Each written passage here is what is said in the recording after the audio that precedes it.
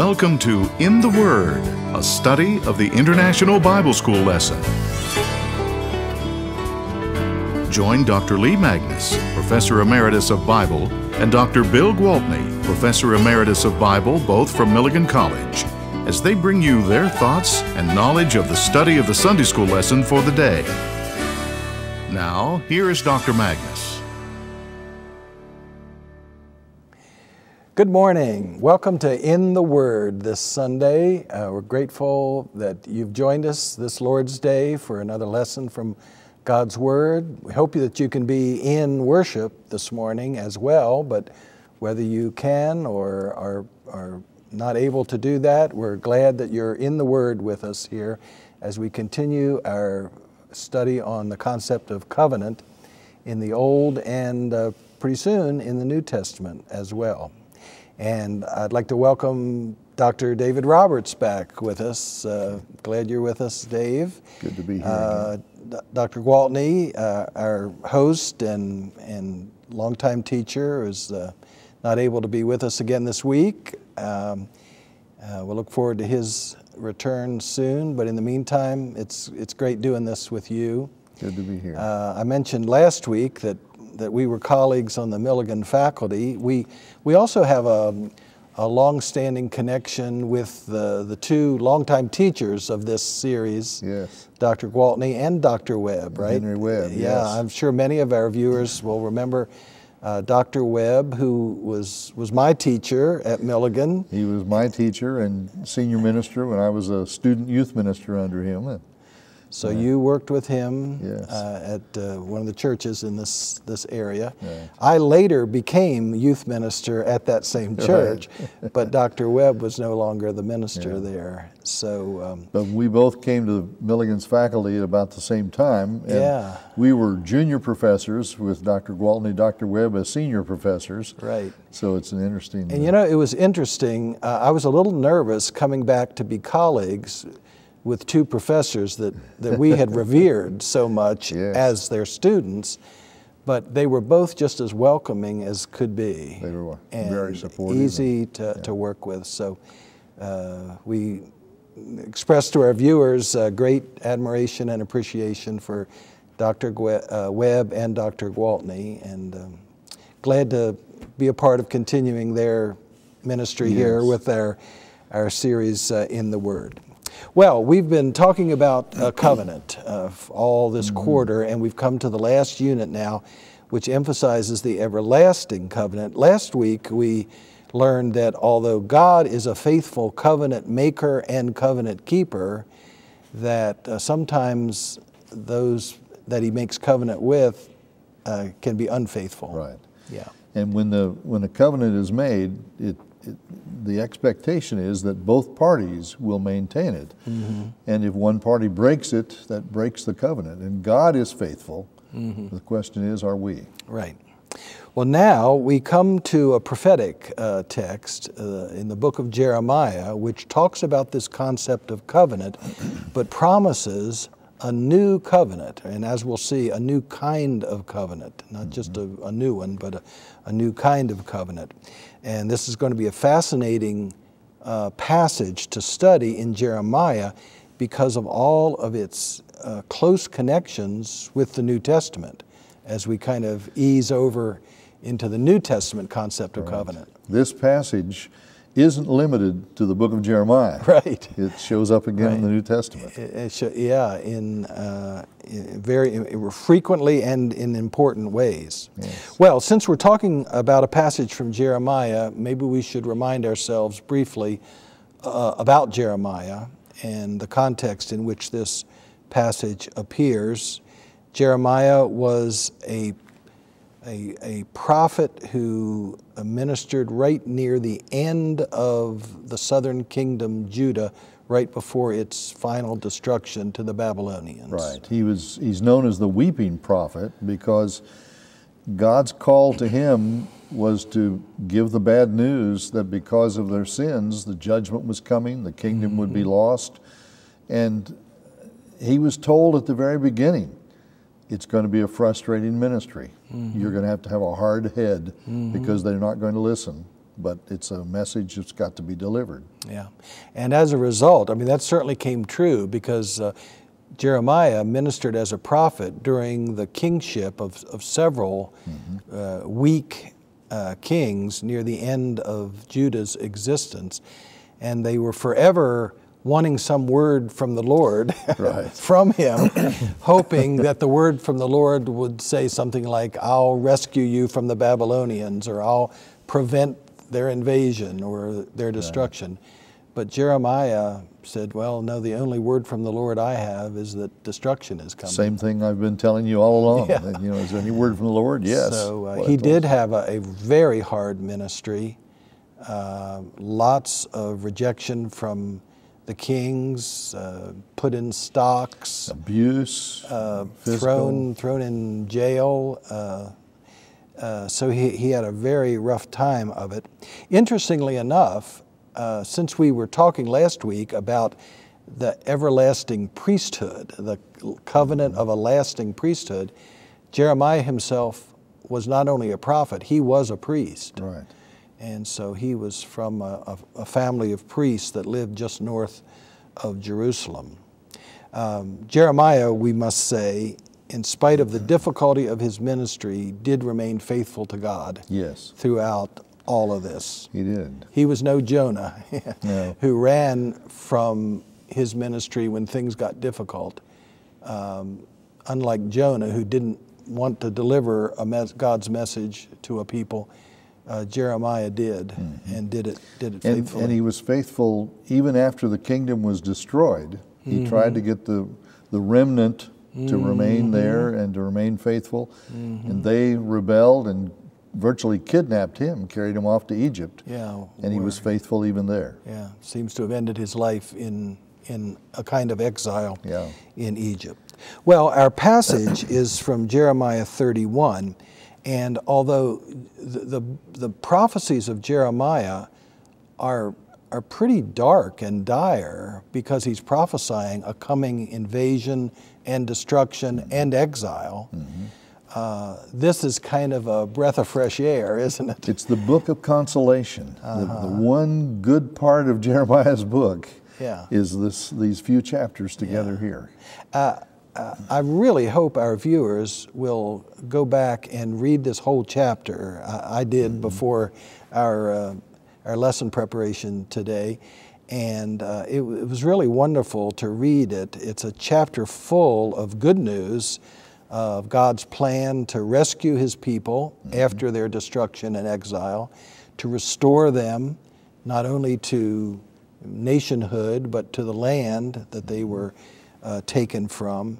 And it's full of references to joy and hope, and it's a beautiful chapter. It's a really encouraging part of the book. Yeah, and it continues on over into chapter 32. So maybe a little reading around in those few chapters in Jeremiah would be a good way to prepare for today's lesson. Yeah.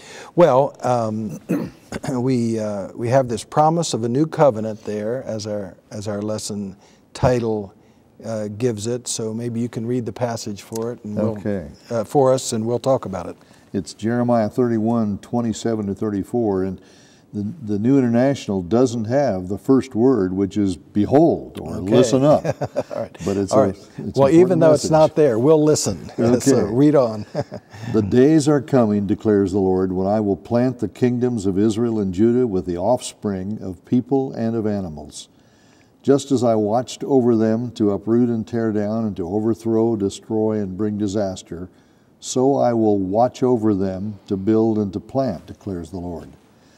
In those days, people will no longer say, the parents have eaten sour grapes, and the children's teeth are set on edge.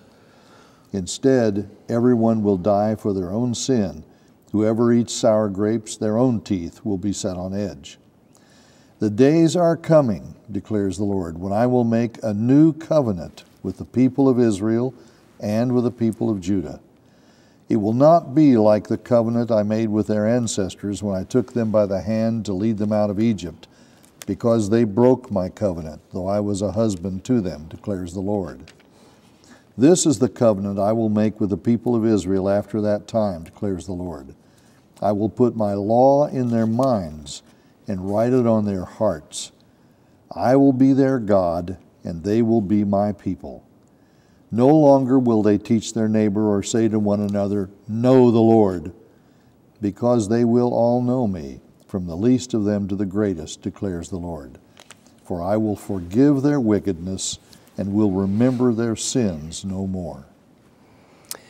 Well, this is a great passage. It is. It's really a pleasure to be talking about it. It has kind of one little shadow over it in verse 29 there that we'll talk about, but in general it's a great promise, and it's going to have such connections to a number of passages in the New Testament that it makes it really a very important prophecy.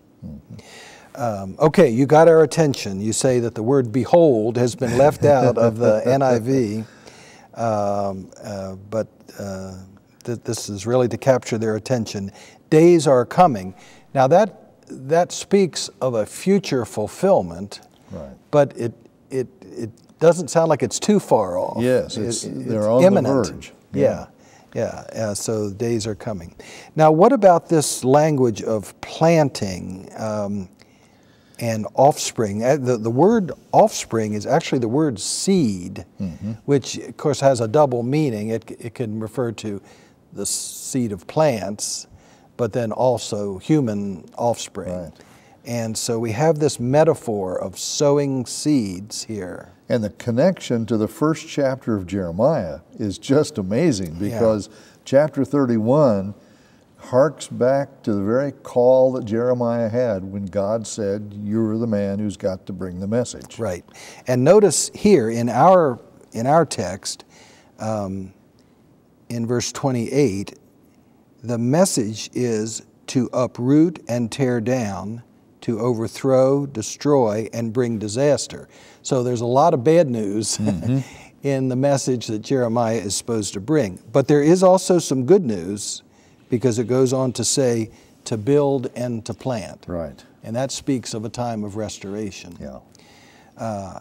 But your point is so well taken. This harkens back to chapter 1, where Jeremiah's call to be a prophet is given, and I'll just read a little bit of it. The Lord put out his hand and touched my mouth, Jeremiah writes, now I have put my words in your mouth. See, today I appoint you over nations and kingdoms, plural, to pluck up and pull down, to destroy and overthrow. So there are the four Same negatives, thing. Right. which overlap with the negatives here.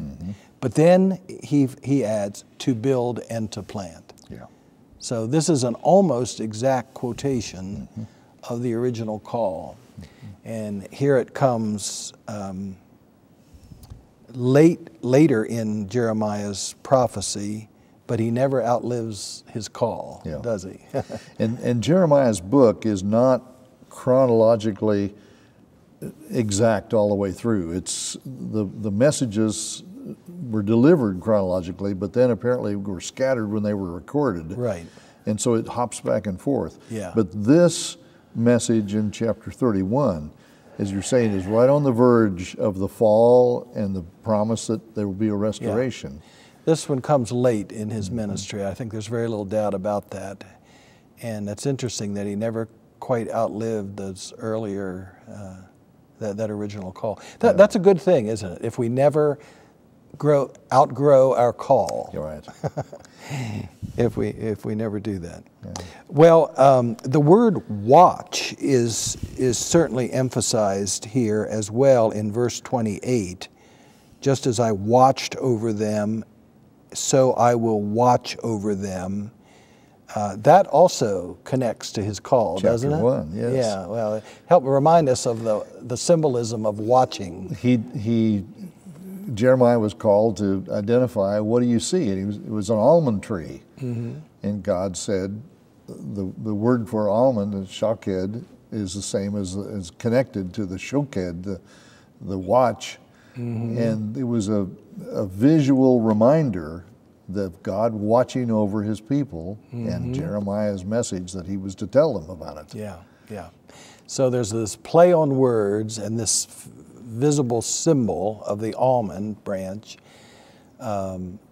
which whenever Jeremiah saw it or referred to it, he would use as a reminder of God's watchfulness.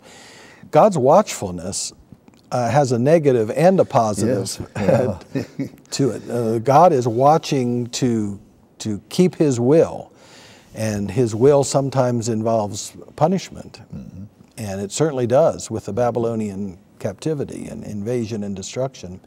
But God's watchfulness also, I will say, always includes restoration and rescue. It's interesting. A lot of us have had the experience with children or grandchildren. Watch, the little child will say, because they want your attention. And sometimes when children are neglected, it's because a parent or a grandparent is not watching. God is always watching. Yeah. And for the good or the bad, He's very attentive. We also have an expression, watch out. Right. Which means that something problematic is on the horizon. Yeah. So this language of watching is fascinating in general, but it's especially interesting in the way it also connects back to the call of Jeremiah. I'd like for us to comment on a phrase in verse 27, which reappears in verse 31. In 27, it's the kingdoms of Israel and Judah. And then that gets repeated similarly, the people of Israel with the people of Judah. Right. What's interesting about that? That's a little surprising. The northern kingdom was gone by this time. The northern kingdom had been destroyed, the people carried off, others had been brought in to intermarry with those who remained in the land, and there was never really a reconnection of the kingdoms in a formal sense.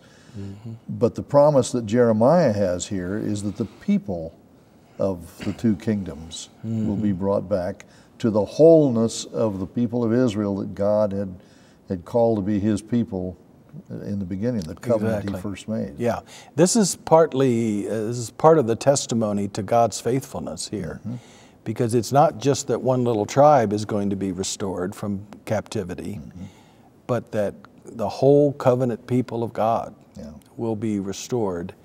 At least the concept of total restoration is there, and I think that's very important in the way it testifies to God's faithfulness to His covenant. So that mention of Israel, I want to say to our viewers, is more significant than you might realize at first.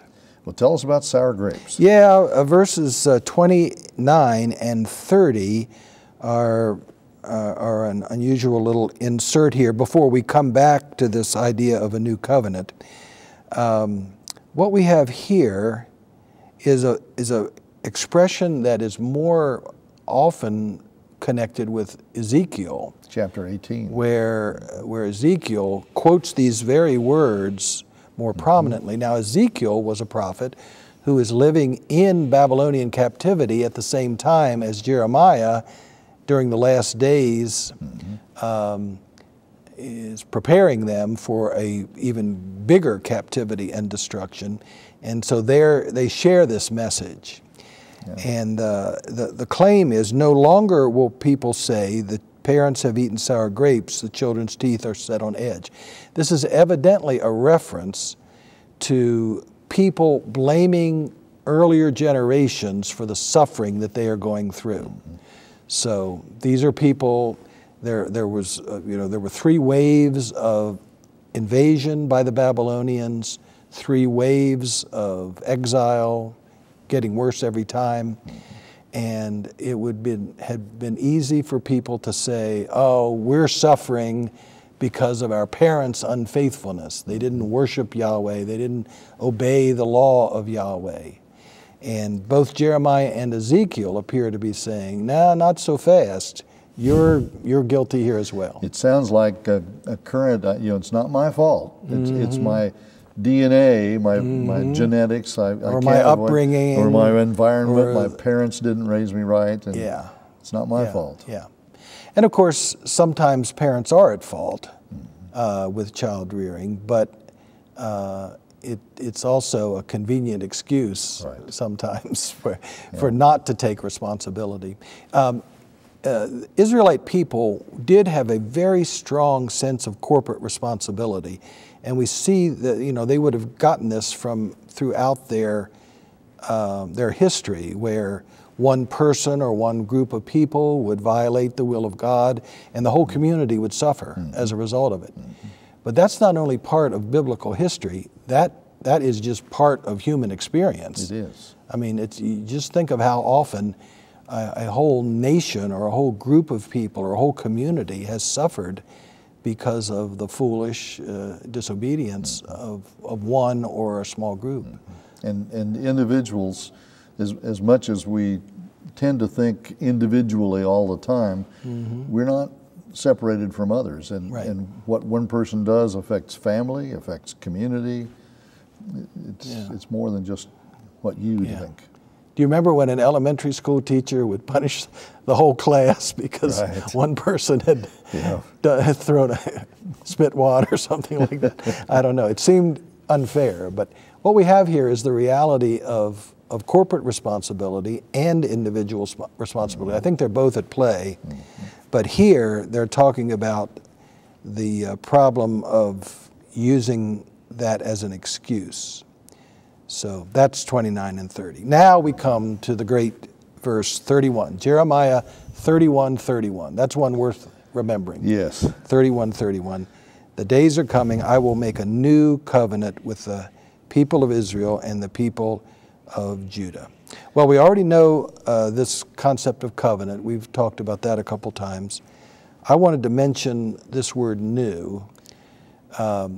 He says it's not like the covenant before. Yeah, It's different. it's not just new in time. It's not like, okay, there was an old one and now there's a new one. It's more than that. It's a fresh new thing. It's a new kind of covenant, and we're going to see how he explains the newness of it in these next few verses.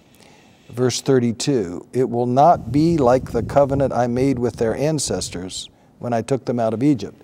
Now, what covenant is that? Well, the covenant that was renewed in Mount Sinai and was with, through Moses with the people. But the people, as he says, they broke my covenant. They were not faithful. Yeah. It's really quite an amazing thing, in a way, for Jeremiah, the Israelite, to call into question this Mosaic covenant, this Sinaitic covenant, which had governed the lives of the people now for what? Almost 1,000 years. Several hundred. And they viewed this as the main way in which their relationship with God was played out in God's legal expectations. So here he's boldly saying, this new covenant is not going to be like that legal covenant that came from Mount Sinai with its great 10 commandments and all of that. On stone. Yeah. But it's not stone now. Chiseled in stone. But there's going to be a new covenant that supersedes it and is in some ways better than that covenant. Now, even though he's being bold in claiming that this older covenant is going to fade from significance, he never blames the covenant itself. No. No. The covenant was good, but Yeah. the people were not. Right. And so the breaking of the covenant there. We get a good reminder here that the importance of covenant is not the regulations that are connected to that covenant, but the relationship that covenant entails. And I think we get that insight from that last line there in verse 32, though I was a husband to them. That's a word that speaks of relationship, Yes. isn't it? Yeah. Yeah. And it's a mutual commitment. You're right, in a marriage relationship. That metaphor of God as husband and the people as his bride or wife is brought out most beautifully in the Old Testament in the book of Hosea. where Hosea the prophet uses that metaphor to explain the relationship. But it also appears in the New Testament as well when Paul's teaching about marriage in Ephesians chapter 5. He talks about the relationship between Christ and the church in a similar way. Yeah. But this new covenant is so different in that it's no longer on stone, it's written in our hearts. Yeah, that's the last part of verse 33, isn't it? I will put my law within them, write it on their hearts. And that's the contrast to stone. The word law there is the word Torah, like we call the first 5 books of the Old Testament are called Torah. It's a word that literally means instruction. So it's not just laws, it's God's instruction to His people. And here we have this beautiful promise, I will be their God and they will be my people. And that is so characteristic of covenant all the way through the Bible, from Abraham on through, that phrasing is what makes the covenant, the commitment. And that's another place in which we see that covenant is based on relationship. I'm their God, they're my people. By the way, that's a quote that also appears in Hosea. Yes. Yeah. As well as elsewhere. Now, what about verse 34? No longer will they teach their neighbor, saying, know the Lord, because they all know the Lord. It sounds like once you've entered covenant with God, there's no longer any need for spiritual instruction. Is that He's not ruling out teachers. He's saying that it's not a situation where you have to be commanded to know God. You know God, and it's because of that relationship, then you can learn more, and there are teachers that can help you understand and serve better, but it isn't somebody compelling you to know the Lord. So we're not getting beat over the head with tablets of stone, saying, know the Lord. But because of this covenant relationship, the knowledge of God is there. And then teachers, you're suggesting, can teach us the implications of our relationship with God as it's played out in our everyday life. So you're saying that our job as teachers is safe. We're still We're still in the business. We're still safe. Well, the passage ends on a note of forgiveness, and that's part of the joy and hope that this whole passage. And the whole thing, the covenant that's talked about here, this new covenant, because it is this relationship emphasis, and because it's written on our hearts and within us, it's a relationship and a connection that's a desirable connection. It's not something we're compelled into or forced into, but we want this, and that's what's so wonderful about the grace of God, that He calls us into that kind of relationship. Well, let's hope that as Christians we can keep that same spirit. And this passage is so important because it's going to be the springboard into next week's lesson from the book of Hebrews. And the following week's lesson from 1 Corinthians. This is quoted at length in Hebrews. Twice, yes, in 2 different chapters, chapter 8 and chapter 10. And then next week we're going to discuss a parallel passage in Hebrews 12. So, well, we'll look forward to you rejoining us next week as we continue this theme. And thanks for being with us. We've enjoyed chatting about this beautiful passage in Jeremiah. Have a great week in the Lord. We'll see you next week. This has been In the Word, a study of the International Bible School lesson with Dr. Lee Magnus, Professor Emeritus of Bible from Milligan College, and Dr. Bill Gwaltney, Professor Emeritus of Bible of Milligan College.